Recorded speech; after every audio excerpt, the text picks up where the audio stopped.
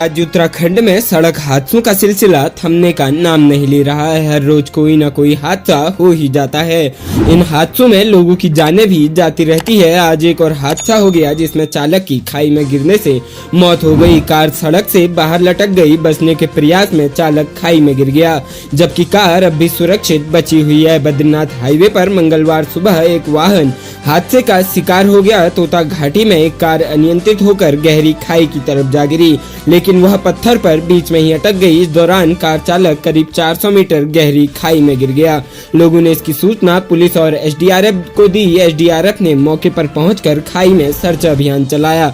इस दौरान टीम ने चालक का शव बरामद किया है। पुलिस के अनुसार गाड़ी में मिली आरसी में कार संख्या UK 07 AN 5419 का पंजीकरण शरद शर्मा पुत्र शिवनाथ निवासी 45 road complex Gandhi road Dehradun के नाम दर्ज है। मृतक के पास से मिले आधार कार्ड के अनुसार शव की पहचान शरद कांत पुत्र शिवचरण निवासी वृंदा एनक्लेव फेज 1 लेन डी स्वास्तिक प्लाजा बंजारावाला के रूप में हुई है।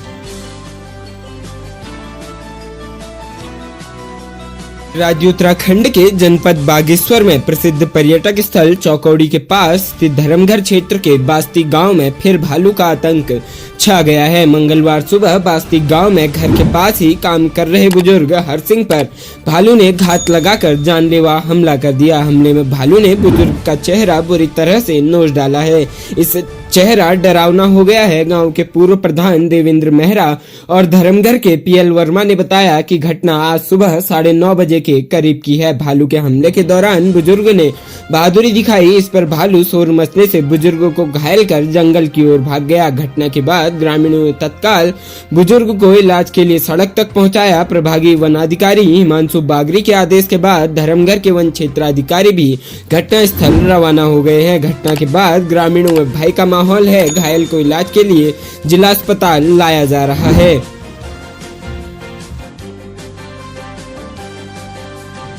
राज्य उत्तराखंड में मौसम करवट बदल रहा है। तापमान लगातार गिर रहा है। ठंड बढ़ने के साथ ही लोगों की कपकपी छूटने लगी है।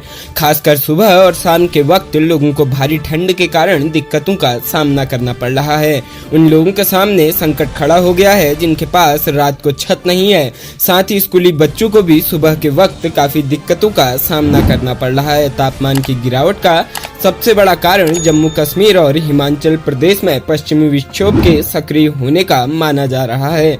उसी का असर यहाँ भी नजर आ रहा है। मौसम विभाग ने अगले 24 घंटे में कुमाऊं क्षेत्र के उधम सिंह नगर जिले में शीतलहर की आशंका जताई है। इसे लेकर येलो अलर्ट जारी किया गया है। मौसम के बदले मिजाज के चलते पहाड़ से लेकर मैदान तक न्यूनतम तापमान में गिरावट का दौर शुरू हो गया है। मौसम विभाग की ओर से जारी रिपोर्ट के मुताबिक सोमवार को मैदानी क्षेत्रों में सबसे कम तापमान 3.6 डिग्री सेल्सियस पंतनगर में दर्ज किया गया।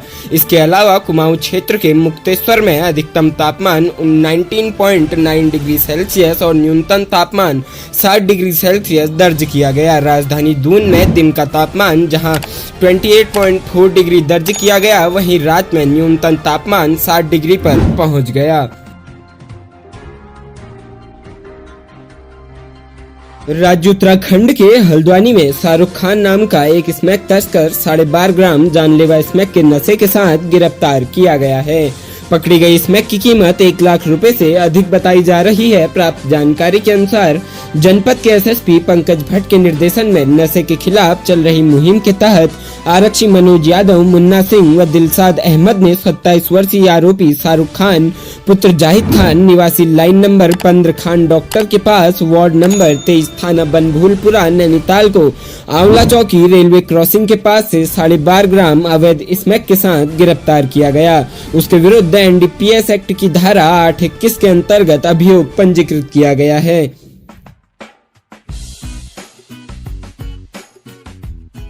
राज्य उत्तराखंड में मुख्य सचिव डॉक्टर SS संधू की अध्यक्षता में सचिवालय में खाद्य सुरक्षा के संबंध में राज्य स्तरीय सलाहकार समिति की बैठक संपन्न हुई।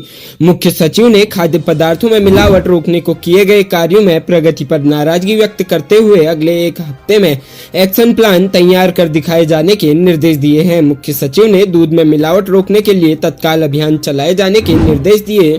साथ ही खाद्य पदार्थों में मिलावट की जाँच के लिए सघन सैंपलिंग अभियान चलाए जाने के भी निर्देश दिए। उन्होंने कहा कि इस काम में सफलता तभी मानी जाएगी जब आम पब्लिक कहेगी कि खाद्य पदार्थों में मिलावट रुक गई है। इसके लिए सैंपल कलेक्शन और टेस्टिंग को वर्तमान की स्थिति से 20 से 30 गुना बढ़ाए जाने की आवश्यकता है। साथ ही मिलावट सिद्ध हो जाने पर सजा भी होनी चाहिए ताकि मिलावट करने वालों को सबक मिले। खाद्य पदार्थों में मिलावट की पहली बैठक में दिए गए टेस्टिंग लैब बढ़ाए जाने के आदेशों पर भी अभी तक कार्रवाई न होने पर नाराजगी व्यक्त करते हुए निर्देश दिए कि प्रदेश में टेस्टिंग लैब एवं उपकरणों की आवश्यकता अनुसार प्रस्ताव तैयार कर तुरंत भेजा जाए। उन्होंने कहा कि इसके लिए बजट की कमी नहीं होने दी जाएगी। नाम बदलकर युवती से दोस्ती और फिर दुष्कर्म के बाद धर्म परिवर्तन के लिए दबाव बनाने के मामले में उत्तराखंड धार्मिक स्वतंत्रता अधिनियम 2018 के तहत राज्य उत्तराखंड के कुमाऊं मंडल में पहला मामला दर्ज हुआ है। पुलिस ने नगर की एक पीड़ित युवती की तहरीर पर आरोपित सहित 5 लोगों पर धर्मांतरण के लिए दबाव बनाने सहित अन्य धाराओं में अभियोग दर्ज कर जांच शुरू कर दी है। पुलिस के मुताबिक कुमाऊं में दर्ज यह पहला मुकदमा है। कोतवाल अरुण कुमार सैनी ने बताया कि क्षेत्र निवासी एक युवती ने पुलिस को तहरीर देकर आरोप लगाया है कि नगर के बम्बाघेर निवासी साकिब सैफी नाम के युवक ने खुद को शिव ठाकुर बताकर यानी नाम धर्म बदलकर उसके साथ दोस्ती की और दुष्कर्म किया।